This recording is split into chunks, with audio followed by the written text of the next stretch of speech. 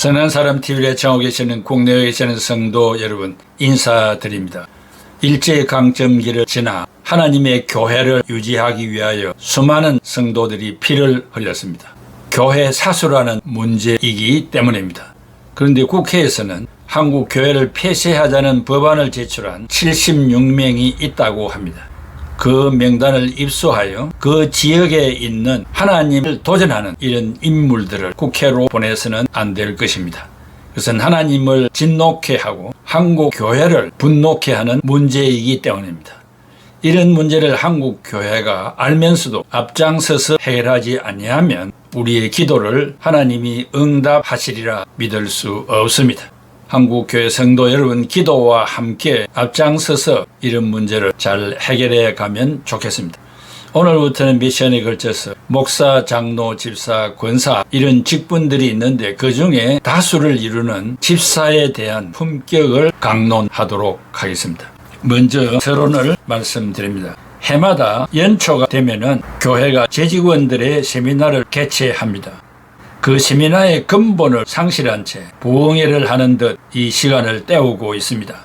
목사, 장로, 집사, 권사, 권차를 위시하여 많은 일을 맡은 직분자들이 받은 사명의 귀중성을 깨닫게 하고 어떻게 충성할 것인가를 다짐하고 감사하며 분발하는 기회가 되어야 할 것입니다.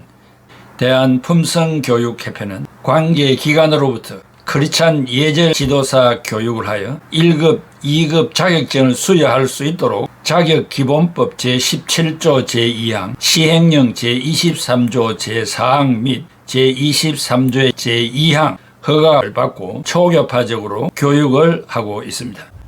한국교회는 교회당에 들어와 새신자 교육을 받고 등록을 하면 그 시간부터 교인으로 자리매김을 하게 됩니다. 문제는 성경교육을 받기 전에 먼저 이 교회를 담임하고 있는 목회자와 출석하고 있는 성도들과의 교제와 인과관계의 예의범절 교육이 먼저 시행되어야 한다는 사실입니다. 모든 사역에는 기초교육 단계가 있기 마련인데 특별히 교회가 이런 교육을 등한시하고 있음은 부인할 수 없습니다. 성도가 되기 전에 사람이 되어야 하는데 그것은 바로 사람과의 관계를 잘하는 인사성 있는 사람이라는 평가를 받아야 교제가 그 다음 단계로 발전하게 될 것입니다. 미국에서 시행되고 있는 슈퍼마켓의 점원으로 취직을 하려면 3일간의 기초 교육을 받아야 합니다. 손님이 구입한 물건을 계산대에서 값을 지불하면 점원이 그 카트를 끌고 자가용이 있는 곳까지 끌어다 주는 일입니다.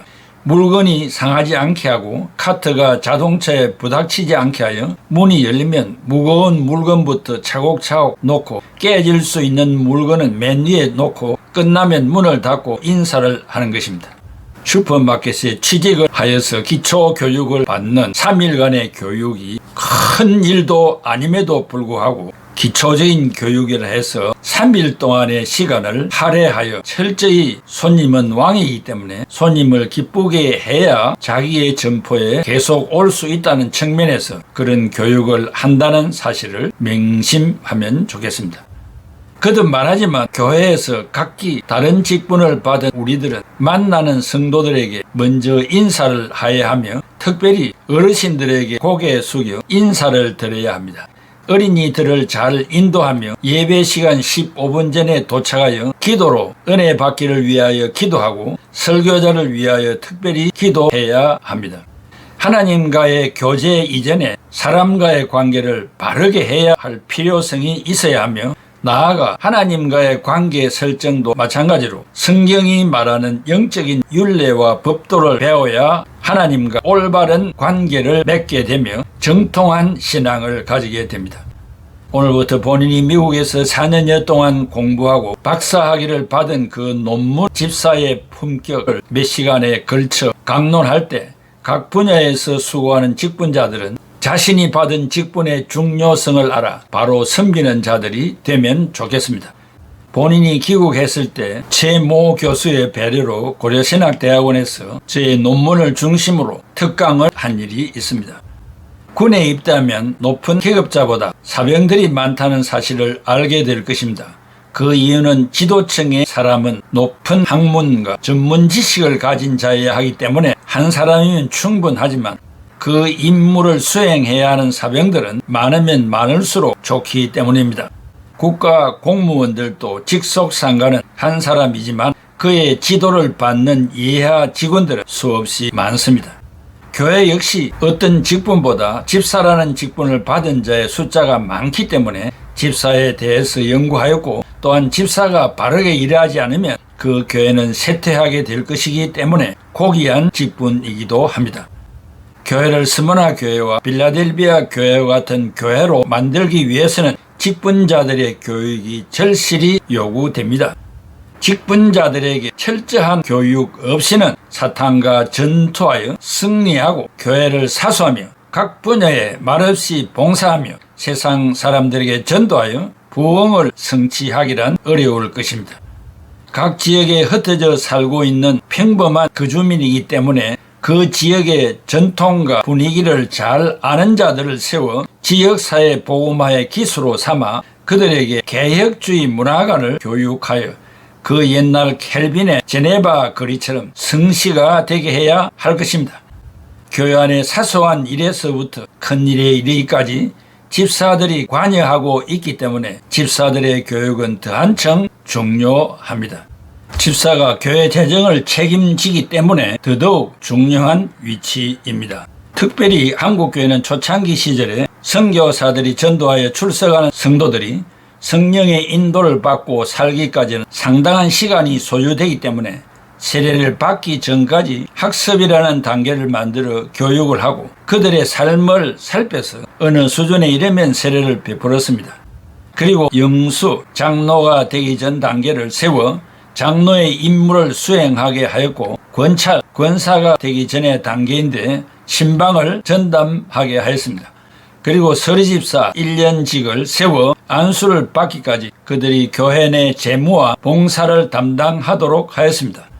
초창기 교회 시절에서는 바람직한 일로 인정이 되었으나 시대가 급변하였는데도 인위적으로 만든 일시적인 직분이 그대로 유지가 되고 있습니다. 영수직은 없어졌지만 아직도 남아있는 직분은 학습과 서리집사와 권찰제도와 명예직분자 제도와 원로 제도 등입니다. 성경적인 측면에서 생각해보면 신앙에 무슨 임시직이 있습니까?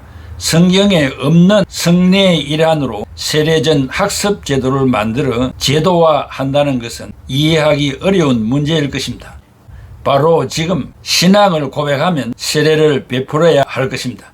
이제는 성경에 명시되지 않는 직분에 대해서 재정비해야 할 것으로 사료됩니다.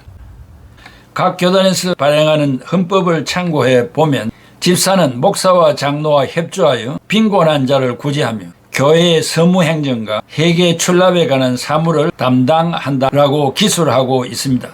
실상은 집사가 교회 전반에 걸쳐 일하는 자라고 할 수 있습니다. 그러므로 담임 목사는 해마다 장립 집사를 세워 그들에게 실질적인 교육을 시행하여 자부심을 갖고 일할 수 있는 기회를 제공하여 직분을 받지 못한 자보다 직분을 받은 자가 더 교회의 살림살이를 잘할 수 있도록 해야 할 것입니다. 교육을 이수한 자에게만 자격을 부여할 수 있는 시행 규칙이 필요할 것입니다. 교육도 2박 3일 정도는 짜임새 있는 프로그램으로 다양한 전문가들을 초청하여 교육에 임해야 할 것입니다. 목회자는 무엇보다도 직분자들이 하나님의 말씀만에 깊이 뿌리를 내려 예수 그리스도께서 내게 주신 사명을 몸된 교회를 위하여 스스로 죽도록 충성할 수 있도록 교육을 해야 합니다. 목회자가 1년간의 목회 성공은 두 가지라고 할 수 있습니다. 하나는 공동회를 잘 운영하여 결산과 예산을 잘 통과하는 것이며, 다른 하나는 직분자 선택인 인선입니다. 장로, 집사, 권사를 선택할 때 목회자는 모든 행정의 기준과 사역의 동기는 성경적이어야 하는데 혹한 사심, 학연, 지연, 인연이 개입되지 않는 순전히 하나님의 뜻으로 받아들일 수 있는 깨끗한 투표가 시행되게 하는 것입니다. 그리고 직분자들의 수고와 봉사도 성경에 근거한 것이 되어야 합니다. 데살로니가전서 1장 3절에 너희의 믿음의 역사와 사랑의 수고와 우리 주 예수 그리스도에 대한 소망의 인내를 우리 하나님 아버지 앞에서 끊임없이 기억함이니. 콥스는 말하기를 장로와 집사의 직분에 대해서 말할 때 이 직분이 오늘날 교회를 분리하는 중요한 논쟁이 되었다고 하면서 이 말은 직분 제도가 장로교, 침례교, 감리교로 나누는 직분이 되었다는 말입니다. 나는 장로이니까 장로교인이고 침례를 받았으니 나는 침례교인이고 나는 감독 정치를 하고 있으니 감리교인이라는 측면에서 직분이 교파를 나누는 것이 되어서는 안 된다는 말입니다. 그러므로 이러한 직분의 의미를 깊이 알기 위해서 성경을 피상적으로 읽으면 일반적인 직분의 중요성을 이해할 수는 있지만 반면에 성경을 깊이 연구하지 않으면 더더욱 교회의 직분이 순교를 요구하는 중요성을 이해할 수 없어서 직분이 계급장이 되고 마는 것입니다. 그리하여 교인들은 다스리는 장로보다 가르치는 장로를 더 존경하고 집사와 권사보다 장로를 더 존경하게 됩니다. 그러므로 집사가 타 직분자보다 존경을 적게 받는 이유가 무엇일까요? 그리고 집사가 되려는 이유가 장로가 되기 위한 단계로만 생각하고 집사의 직분에 대한 영광을 누리지 못하고 있는 것입니다. 현대 교회의 집사가 목사나 장로와 같이 존경을 받지 못하는 이유가 설이라는 일전 직분인 것이 큰 문제 중 하나로 부각되고 있습니다. 장로교회에서 집사가 되는 것은 장로가 되기 위한 하나의 단계로 생각하고 있고 계급적인 생각으로 서열을 만들어 첫째는 목사, 둘째는 장로, 셋째는 집사, 권사 등으로 줄을 세우고 있습니다. 그 중에 집사가 세 번째 서열로 제일 낮은 단계로 생각하여 악착같이 장로가 되려고 합니다. 침례교회나 조합교회에서는 장로 제도가 없어서 집사를 장로와 같이 대접을 하고 있습니다. 한국 침례교회는 해방 이후 장로 제도를 도입하였지만 본래는 없었던 직분입니다. 존 켈빈은 천주교회는 집사 직분을 사제직으로 판단하여 예우하고 있어서 켈빈이 비난하였습니다. 집사들이 교회에 봉사하기 위하여 직분을 내게 주셨다고 생각하는 것이 아니라 직분을 가졌다는 공명심이나 혹은 명예심 때문에 좋아한다고 하였습니다. 이런 생각을 하는 집사들은 명목상의 직분자이기 때문에 이들을 통해서 진정한 봉사나 헌신을 기대하기는 어려울 것입니다. 이러한 유형의 직분자들이 하나님의 교회를 세속화시켰고 지금도 교회 발전의 문제점으로 남아 있습니다. 직분자들이 그 직분에 상응하는 봉사를 하지 못하는 이유는 직분에 대한 바른 성경의 가르침을 받지 못했기 때문입니다. 들리는 이야기 중에 하나는 규모가 큰 교회에 출석하는 교인이 어깨에 힘을 주는 것은 교회당 규모만큼 자신의 신앙이 크다고 생각한다는 것입니다. 결국 한국 교회가 직분자들의 교육을 철저하게 시키지 못하고 남발함으로 성직에 대한 존경도가 추락되었다고 봐야 할 것입니다. 그러므로 이제는 해마다 홍수처럼 쏟아져 나오는 서리집사 임명을 재고해야 할 때가 되었다고 봅니다. 진정으로 서리집사가 교회 부흥에 도움이 된다면 참된 교육을 통하여 임명해야 하지만 관리가 철저해야 할 것입니다. 사랑하는 애청자 여러분, 앞으로 계속되는 직분에 대한 사명에 대하여 성경 깊이 파고 들어갈 것입니다. 한두 시간 서론적으로 모든 문제점들을 다 나열할 것입니다. 이 연초를 맞이해서 직분을 가진 자나 가지지 못한 자나 이 교육에 동참하여 처음부터 끝까지 경청하는 여러분들이 되시기를 바랍니다.